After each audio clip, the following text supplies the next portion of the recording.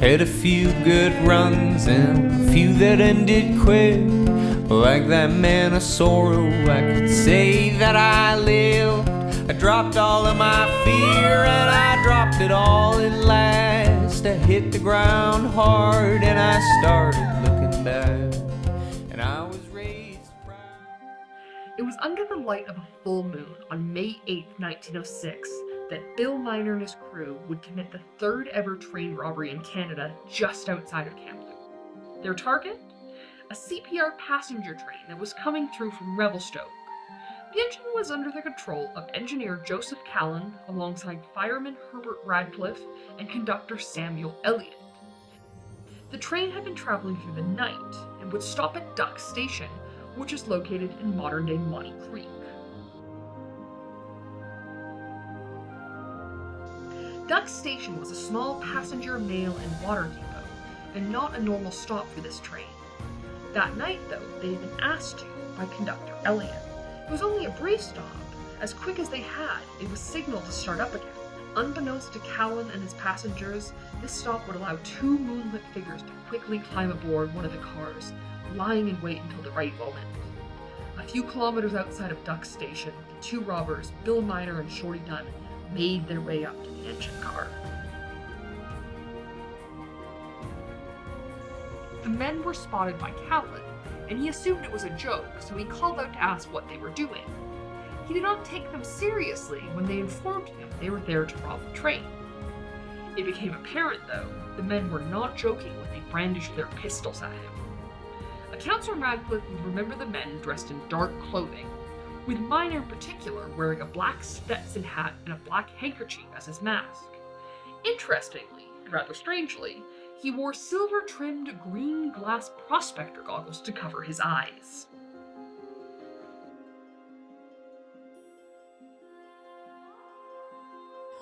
In a soft American accent, Miner would say, "Hands up. This is no joke. We are going to rob this train."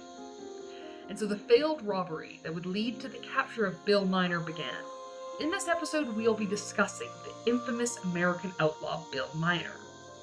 Known as the Grey Fox and the Gentleman Bandit due to his polite demeanor during robberies, Miner achieved his folk hero status in Kamloops and the wider BC partially due to disfavor with the CPR and the work of Kamloops photographer Mary Spencer, who captured the famous photos of Miner and his gang.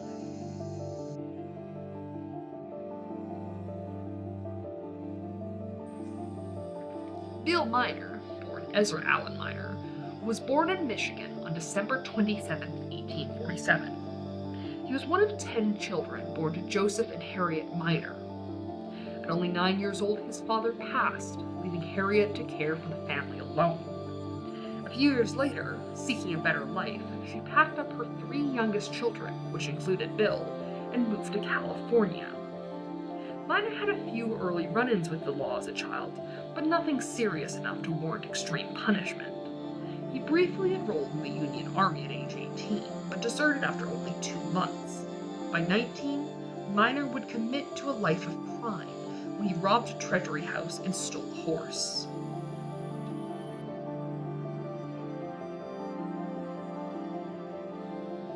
Getting a taste for the criminal life, Miner would rob travelers along Californian roads.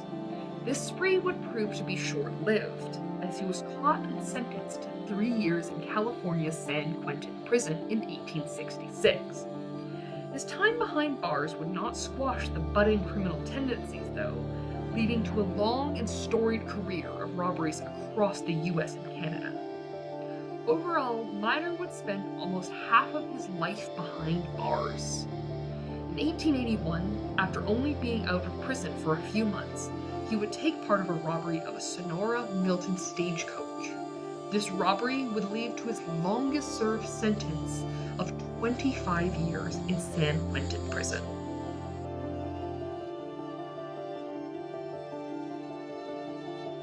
He got out early in 1901. However, while Miner was behind bars, the world was rapidly changing. Stagecoaches were being edged out by transcontinental railways that were stretching across the US and Canada, including the newly built Canadian Pacific Railway.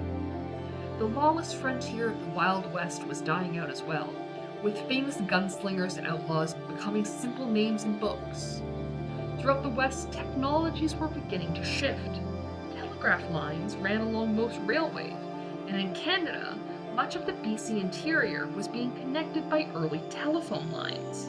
This meant police could communicate, leading to quicker captures. Miners stepped out of prison into a whole new world.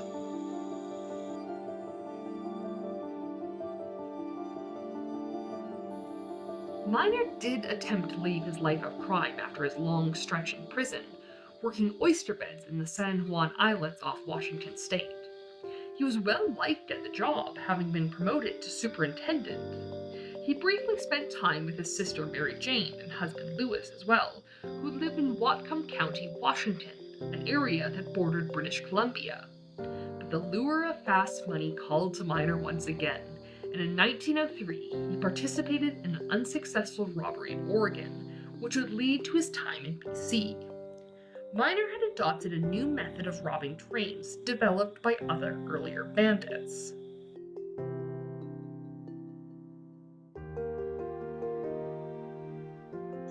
The robbers would board the train when it stopped or slowed down, and when the time was right, they would make their way to the engine car where they could commandeer it. They would have the railmen unhook whatever cars were deemed unnecessary, and have the engineer drive further down the track, usually to where their compatriots were waiting. This method allowed the robbers time to loot the train without worrying about passengers getting in the way. It also allowed for a quick getaway, since many railways cut through the wilderness. As well, it would take the railmen time to reconnect all the cars.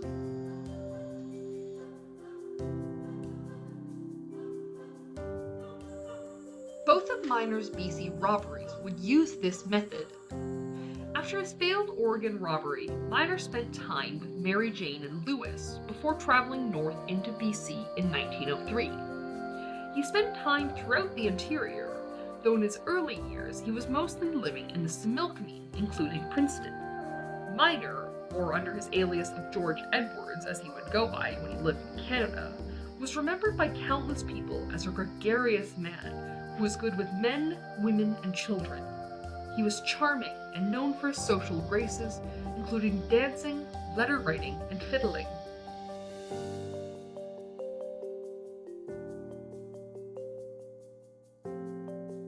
Miner worked as a cowboy as well as a laborer, but once again the call of fast money lured him back to crime. Miner liked his wealth.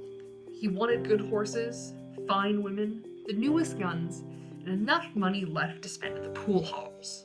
Being a simple working man would not fund his habits, so he set out to plan another robbery, this time in BC. In 1904, Miner, alongside Shorty Dunn, who would later participate in the Kamloops robbery, and a man by the name of Jake Terry, would rob a CPR train just outside of Mission, BC. The robbery netted the men almost $7,000 worth of gold dust, $900 in cash, and around $50,000 worth of US bonds.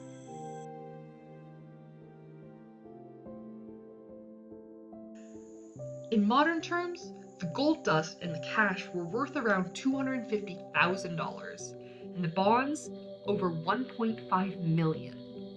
The CPR, the provincial government, and the federal governments all offered large rewards, totaling at $11,500, which today would be worth over $400,000. The bonds were hidden, as Miner knew they wouldn't be able to use them for a time, as they would be traced back to them. Miner, still posing as Edwards, moved around the interior and returned to the US a few times to visit family. It was never proven, but he was suspected to have participated in a few robberies in Washington State during these visits.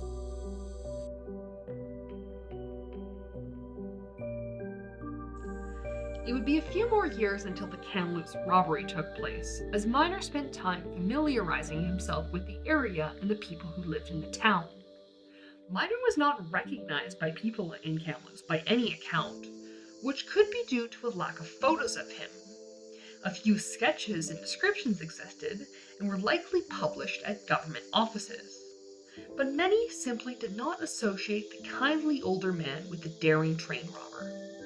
An account of a young man whose family Miner had befriended remembered discussing an article with the so-called Edwards that had been published in the Vancouver province newspaper.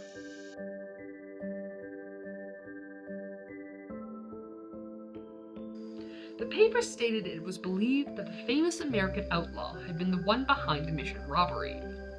Miner, seemingly stroking his own ego, told the young man that, despite the best efforts of posses and police in British Columbia and Canada, Bill Miner was too clever to be caught by ordinary Canadians. A sentiment that, at least for a few more years, would hold true.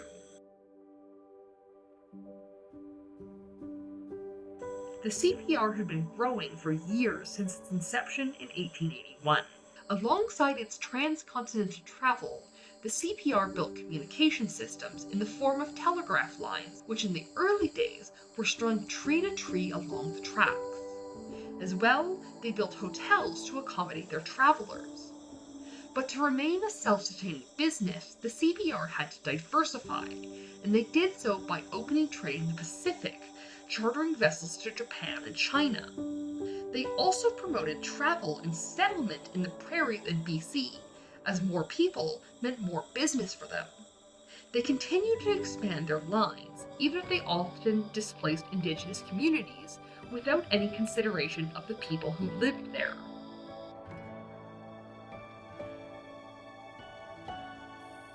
As important as the CPR was, it was not always popular with business owners. Since the CPR had a monopoly in the early years, many saw themselves as pawns to the transportation giant. People who wanted to ship freight or packages were restricted to the prices set by the railway. The CPR had also been gifted large swaths of land around the tracks, as well as millions of acres in the prairies, giving them huge economic power. Competition would come in the form of the Canadian National Railway, a government-funded railway that consolidated a few smaller ones alongside a failed railway called the Grand Trunk Pacific. Despite the issues with the CPR, it was very important to the many small towns that dotted the interior of BC. The CPR was one of the main reasons that Kamloops grew the way it did. The population had nearly tripled since the town's founding, sitting at 1,596 people. Mining speculation of the area had revealed copper, gold, and coal, as well as fertile farmlands were being discovered on the north shore of the river. Soon, large farms and orchards were being developed in the area. Kamloops had two main newspapers, the Sentinel and the Kamloops Standard.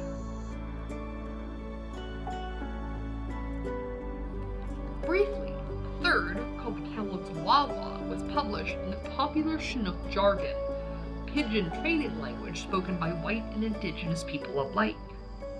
The city boasted a number of electric streetlights fed by coal powerhouses. The sidewalks were wooden and well maintained, a necessity with dirt roads when any turn the weather could make the roads a muddy bog. Kamloops also boasted a telegraph system maintained by the CPR that kept them in contact with the goings-on of the wider world. Kamloops was a long way from the early trading force, and in large part it was due to the CPR.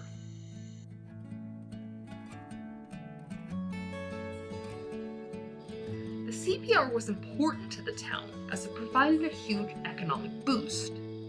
It created jobs for people, but it also provided a link to the rest of Canada and ports like Vancouver. Anyone traveling from the BC coast across Canada or vice versa would stop in Kamloops, meaning hotels, restaurants, and stores were built to service them. As well, lumber, ores, cattle, and produce all moved from and through Kamloops on the railway.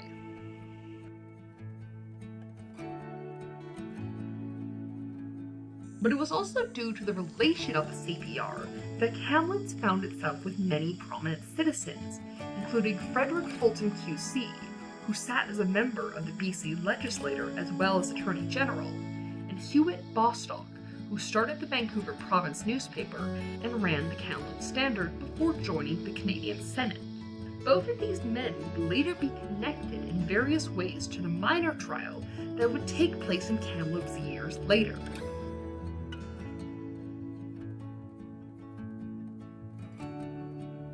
Bill Miner, under his alias of George Edwards still, found himself in need of more money, and figured it was time to plan another robbery.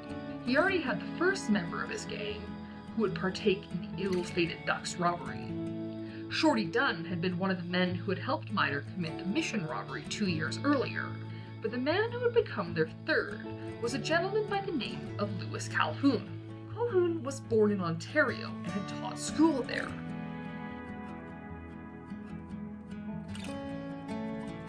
After being diagnosed with tuberculosis, he moved south hoping for drier climates to improve his health. He worked all over southern BC, as well as across the border into the United States. It was in Phoenix he would first meet Miner. Miner had been traveling back and forth to the States during his time in BC, often to visit old friends and family. He was taking a huge risk every time he did, as he was wanted by various groups in the US, including the Pinkertons, a private detective agency, as well as security company. Calhoun's job as a bookkeeper came to an end due to complications with his TB, and after having surgery, likely to try to allay some of the symptoms, made his way north. He remembered a kindly gentleman he had met years before by the name of George Edwards. He told Miner that he was interested in doing some prospecting and hunting in the area, and stayed with him at Miner's friend Jack Budd's ranch. Soon after, Shorty Dunn would meet Lewis, and the two would partake in a few trips together.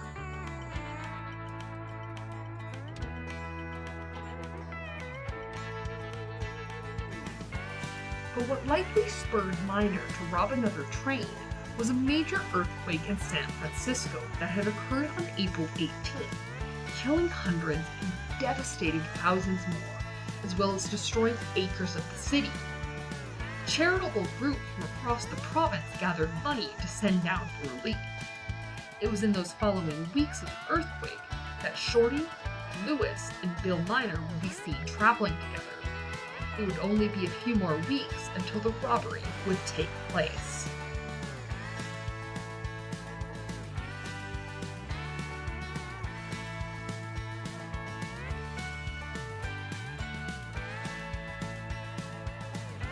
It is here we rejoin the robbery from the beginning of the episode. Both Miner and Dunn had climbed into the engine car with engineer Scott Cowan and fireman Herbert Radcliffe and informed them they were robbing the train. We know much of the dialogue and conversations that followed due to interviews done with the men right after the robbery. The robbers told Cowan to stop the train at the 116-mile post, where they would uncouple the passenger cars off the train.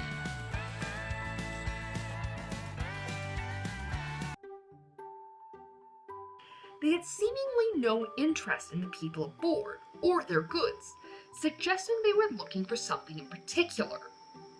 Unbeknownst to Miner and Dunn at the time, they would make a mistake when uncoupling the train cars. Typically, a CPR train was made up of the engine and tender, where the water and coal were carried, followed by an express car, the name for the car that usually carried any high-value freight. The baggage and passenger cars would follow. But on this particular run, the CPR had more mail than usual and had added a combined mail express car.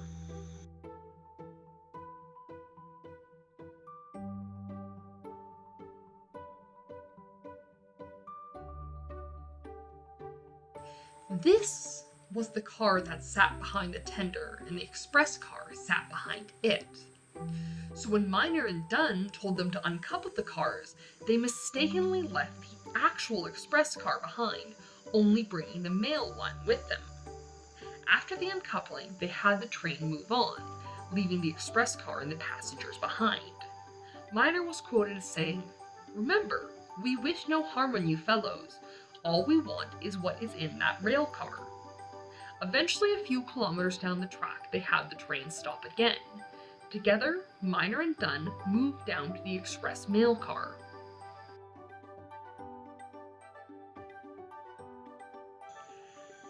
mail car was ran by the Dominion Express Company, a subsidiary of the CPR, and was staffed by 2 men. The men had been awakened by the robbery and were brought out in their night clothes, something that Miner apologized for, saying, quote, "I'm sorry to have to keep you out in this condition, but we won't hold you long." Miner asked for the express box and was informed that it had been left on the car behind them. Recovering quickly, he asked for all the registered mail. One of the clerks, thinking on his feet, brought only the visibly sorted sacks of mail, leaving the piles of unsorted mail.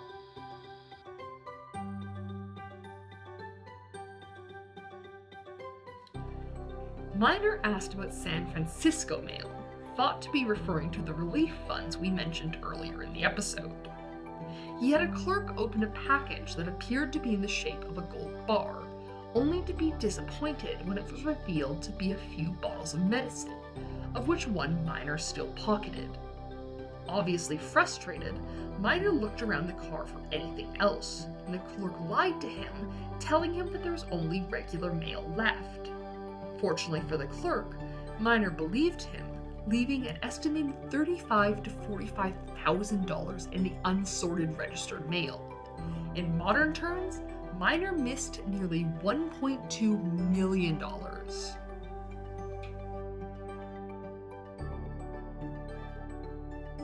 Miner and Dunn discussed the blunder that had made them lose a big haul, though neither specifies what they were referring to.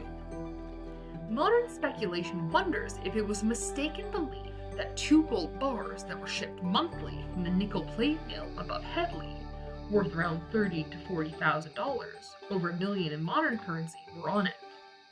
While there is no evidence to confirm the bars were on the train, it is not impossible. The CPR and Dominion Express were in charge of shipping the bars. Either way, the robbers had not gotten what they had come for.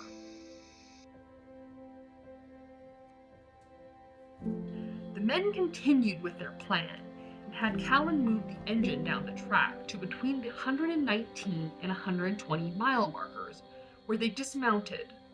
Miner told the men, quote, "Well, so long, young fellows. Take care of yourselves. Good night, boys." Miner and Dunn made their escape, and with that, the robbery that would lead to the capture of the infamous Bill Miner was over in just 18 minutes.